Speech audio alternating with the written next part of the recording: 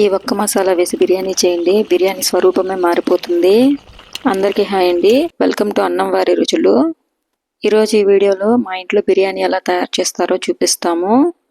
బిర్యానీ అనగానే ఒక్కొక్కరు ఒక్కొక్క రకంగా తయారు చేస్తారు కదా, ఒక్కసారి ఈ పద్ధతిలో తయారు చేయండి, చాలా బాగుంటుంది. ముందుగా ఒక 3 గ్లాసులు బియ్యాన్ని తీసుకొని కడుక్కొని పక్కన పెట్టుకుందాము. ఇప్పుడు ఒక 5 ఎర్రగడ్డలు, అలాగే ఒక 4 టమోటాలు, కొన్ని పచ్చిమిరపకాయలు కట్ చేసి పక్కన తీసుకుందాము. వీడియోని లాస్ట్ వరకు చూడండి. బిర్యానీలోకి ఒక అద్భుతమైన మసాలా ఎలా తయారు చేసుకోవాలో కూడా ఈ వీడియోలో మనం చూద్దాము. ముందుగా అయితే పొయ్యి వెలిగించేసుకొని దబరైతే పొయ్యి మీద పెట్టేసుకుందాము. బిర్యానీకి ఇలా వెడల్పుగా ఉండే దబర్లు అయితే బాగుంటాయి. దబర్లో కొంచెం నూనె, అలాగే కొంచెం నెయ్యి వేసుకుందాము. బిర్యానీలోకి నెయ్యి ఫ్లేవర్ చాలా బాగుంటుంది, ఖచ్చితంగా వేసుకోండి. ఆయిల్లో మనము మరాఠీ మొగ్గ, అలాగే బిర్యానీ ఆకు మాత్రమే యాడ్ చేసుకుందాం. ఇప్పుడు దాంట్లోనే ఆనియన్స్ వేసుకొని బాగా ఫ్రై చేసుకోవాలి.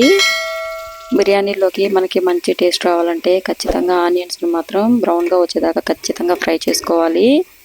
వీడియో చూస్తున్న ప్రతి ఒక్కరూ వీడియోని లైక్ చేసి మన ఛానల్ని మర్చిపోకుండా సబ్స్క్రైబ్ చేసుకోండి. 1 ఇంచ్ అల్లాన్ని, అలాగే ఒక తెల్లగడ్డని పొట్టు తీసుకొని బాగా దంచుకుందాము. నాన్ వెజ్ కర్రీస్ కానీ ఇలా బిర్యానీ కానీ చేసుకునేటప్పుడు ఖచ్చితంగా అల్లం వెల్లుల్లిని ఫ్రెష్గా దంచుకొని పేస్ట్ చేసుకొని వేసుకోండి, చాలా బాగుంటుంది. కట్టెల పొయ్యి మీద ఏం చేసినా కానీ చాలా రుచిగా ఉంటుందండి. గ్యాస్ మీద చేసుకునేదానికి మనం ఇలా కట్టెల పొయ్యి మీద చేసుకునేదానికి వేరియేషన్ అయితే ఉంటుంది. మీలో ఎంతమందికి ఈ విధంగా కట్టెల పొయ్యి మీద చేసిన వంటలు అంటే ఇష్టమో కామెంట్ చేయండి. ఆనియన్స్ ఈ విధంగా బాగా వేగిన తర్వాత ఒక గుప్పెడు జీడిపప్పులు వేసుకుందాము. బిర్యానీలో జీడిపప్పులు తగులుతుంటే చాలా బాగుంటుంది.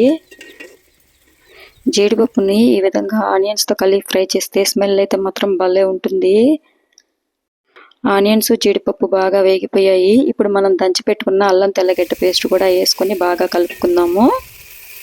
ఈ అల్లం తెల్లగడ్డ పేస్ట్లో పూర్తిగా పచ్చి వాసన పోయేదాకా బాగా వేపుకోవాలి. అల్లం వెల్లుల్లి బాగా వేగిపోయి పచ్చివాసన పోయిన తర్వాత టమోటాలు, పచ్చిమిరపకాయలు కూడా యాడ్ చేసేసుకొని బాగా కలుపుకుందాము. ఇవన్నీ ఊరికే అడుగు పట్టేస్తూ ఉంటాయి కాబట్టి బాగా కలుపుకుంటూ ఫ్రై చేసుకోవాలి, లేదంటే అడుగంతా మాడిపోద్ది. ఇది వేగుతూ ఉంటుంది. ఈ లోపల మనము పుదీనా, కొత్తిమీర కోసుకొచ్చుకుందాము. పుదీనా అయితే మాత్రము ఏ కర్రీలోకైనా ఈ విధంగా ఫ్రెష్గా కట్ చేసుకొని వేసుకుంటే దాని స్మెల్ ఉంటుందండి, చాలా బాగుంటుంది. అవకాశం ఉన్నవాళ్ళు మనం మామూలుగా బిర్యానీల్లోకి ఖచ్చితంగా అప్పుడప్పుడు పుదీనా తెచ్చుకుంటూ ఉంటాం కదా, ఆకులంతా ఒలిచేసిన తర్వాత కాడలు ఉంటాయి కదా, ఇవి గుచ్చి పెట్టండి, బాగా గ్రో అవుతాయి. పుదీనా ఈజీగా బతుకుతుంది, ట్రై చేయండి. మేము కూడా అలా తెచ్చుకున్నప్పుడు నాటిందే ఈ పుదీనా, బాగా వచ్చింది. మనకి టమోటాలు ఇవంతా బాగా వేగిపోయాయి కాబట్టి ఇప్పుడు మనము శుభ్రంగా వాష్ చేసి పెట్టుకున్న చికెన్ కూడా యాడ్ చేసుకుందాము. దీంట్లోకి రుచికి సరిపడినంత ఉప్పు, అలాగే కొంచెం పసుపు, కొంచెం మిరప్పొడి వేసుకుందాము.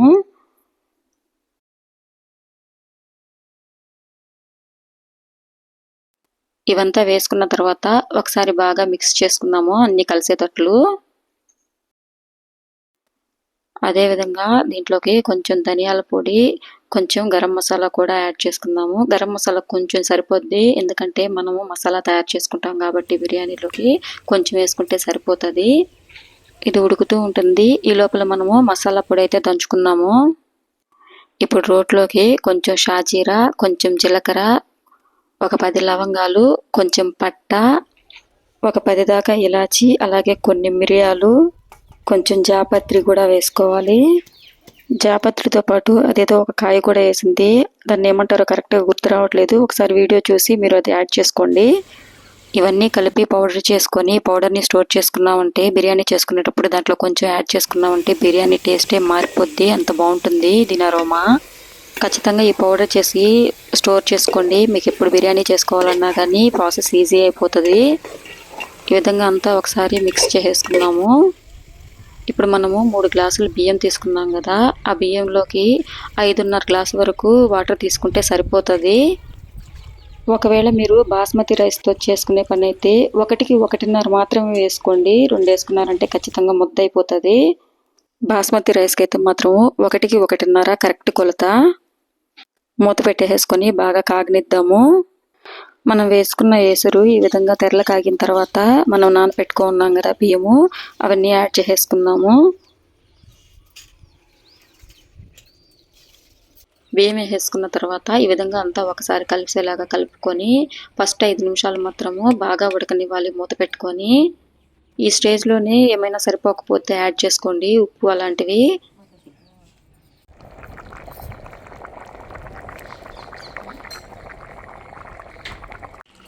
మధ్య మధ్యలో ఈ విధంగా కలుపుతూ ఉండాలి. పొయ్యి మీద కదా మనం చేసేది, ఖచ్చితంగా అడుగంటుతుంది.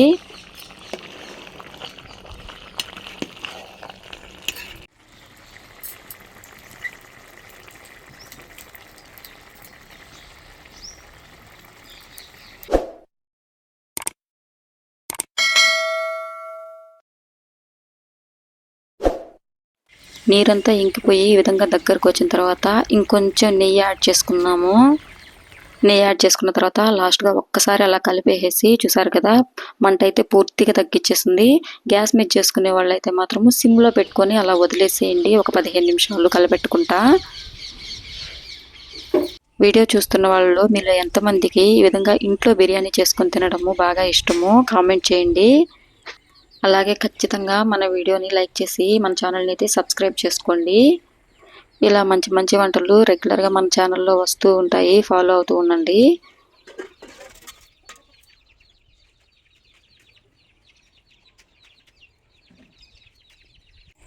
చూసారు కదా మన బిర్యానీ అయితే మాత్రం బాగా పొడి పొడిగా బాగా వచ్చింది. ఇంకా దించేసేసుకొని ఈ విధంగా వేడి వేడిగా ఉన్నప్పుడే బిర్యానీ టేస్ట్ అయితే మాత్రం చాలా బాగుంటుంది. వేడిగా ఉన్నప్పుడే తినడానికి ట్రై చేయండి. అమ్మ చేసిన ఈ బిర్యానీ మీకు ఎలా అనిపించిందో ఖచ్చితంగా కామెంట్ చేయండి. నెక్స్ట్ వీడియోలో మళ్ళీ కలుసుకుందాం. బాయ్.